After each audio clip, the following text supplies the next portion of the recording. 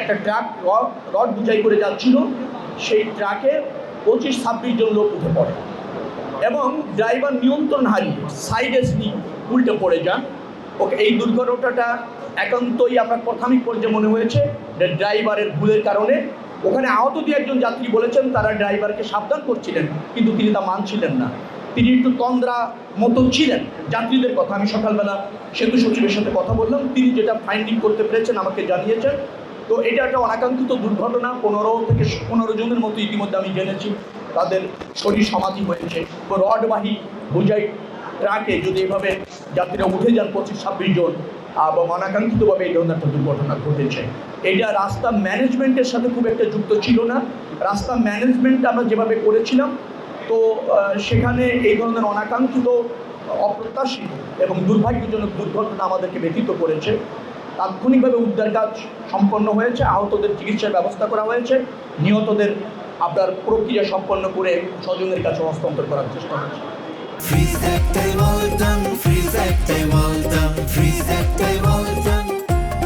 Monitoring আছে, highway police দেখে। তো আপনি ধরেন ভোর রাত্রের দিকে একটা বোঝাই ট্রাকে যদি এভাবে যাত্রীদের সতর্কতা থাকারও তো প্রয়োজন আছে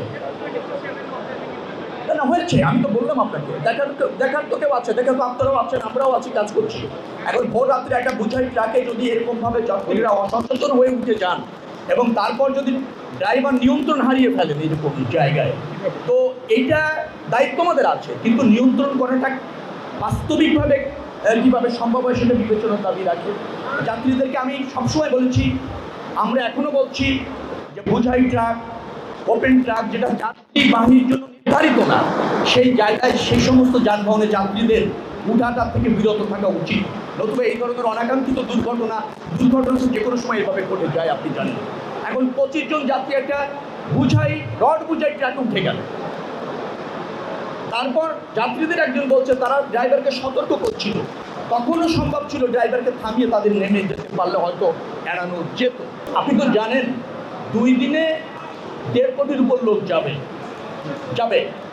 এবং তারা যে কোনো মূল্যে যেতে চান।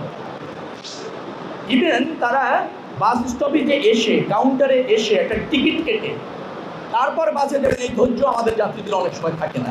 ছুটিটা পাওয়ার পরে তারা কি করেন, মহাসড়কে চলে আসেন, বাস স্ট্যান্ডে আসেন না, গাড়ির জন্য অপেক্ষা করতে চান না, চলন্ত যানে উঠার একটা বড় প্রবণতা থাকে এবং লাখ লাখ যাত্রী আগামীকাল এবং পরশু, আপনি ঈদের আগের দিন দেখবেন গার্মেন্টস ছুটি হলে লাখ লাখ যাত্রী চলে আসছে। একেবারে আবদুল্লাপুর থেকে যদি যান একেবারে আপনার চন্দ্রা পর্যন্ত বা টঙ্গী ক্রস করে গাজীপুরের পুরা রাস্তায় লাখ লাখ যাত্রী।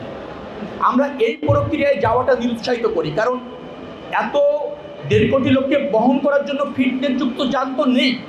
এটা তো বাস্তবতা, ব্যক্তি সেক্টরও নেই, সরকারি সেক্টরও নেই। কিন্তু যখন এই উদ্যোগ নিয়ে যাত্রীরা যান, আমরা তাদেরকে নিরুৎসাহিত করছি, ধৈর্য ধরতে বলছি, ফিটনেসযুক্ত যানবাহনের জন্য অপেক্ষা করতে বলছি, বাস স্ট্যান্ডে এসে টিকিট কেটে নিয়মিত গাড়িতে চলাচলের জন্য উৎসাহিত করছি। কিন্তু সেটা তাদেরকে নিবৃত্ত করা যাচ্ছে না।